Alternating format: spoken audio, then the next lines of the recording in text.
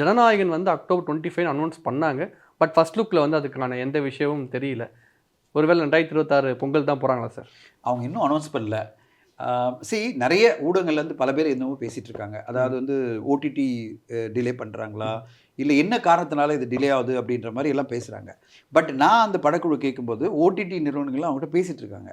Okay, என்னன்னா amount தான் அவங்களுக்குள்ள செட்டில் ஆகலை. அதாவது இவங்க ஒரு பெரிய தொகை எதிர்பார்க்குறாங்க. இன்றைக்கி பார்த்தீங்கன்னா கிட்டத்தட்ட ஓவர்சீஸ் ரைட்ஸ் தமிழ் சினிமாவில் ரெக்கார்ட் பிரேக்கிங்காக 75 கோடி விற்றுருக்காங்க. ஓகே, மிகப்பெரிய தொகை. கிட்டத்தட்ட 75 கோடி ரூபாய் ஓவர்சீஸ் ரைட்ஸை பெரிய நிறுவனம் வாங்கியிருக்கு. அப்போ எவ்வளோ பெரிய நம்பிக்கையில் வாங்கியிருக்காங்க. விஜய் சார் கரியர்லேயே ஒரு உச்சமாக அந்த ஓவர்சீஸ் ரைட்ஸ் போயிருக்கு. அதே உச்சம் அவங்க ஓடிடியில் எதிர்பார்ப்பாங்களே.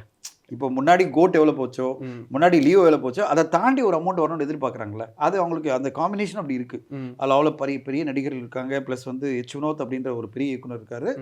Vijay sir already ultimate. இப்போ எல்லாரும் சேர்ந்து வரும்போது அவங்க என்ன எதிர்பார்க்குறாங்க, ஒரு பெரிய தொகை கொடுத்தீங்கன்னா நம்ம உடனே டீலை முடிக்கலான்றாங்க. அவங்க என்ன சொல்லுவாங்க, சார் எவ்வளோ இன்க்ரீஸ் பண்ணுறது, நாங்கள் ஏற்கனவே இவ்வளோ அமௌண்ட் கொடுத்துருக்கோம் அப்படின்னு ஒரு சின்ன நெகோசியேஷன் போயிட்டு இருக்கு. ஐ திங்க் பிப்ரவரி எண்டு மார்ச்சுக்குள்ளே முடிஞ்சதுன்னா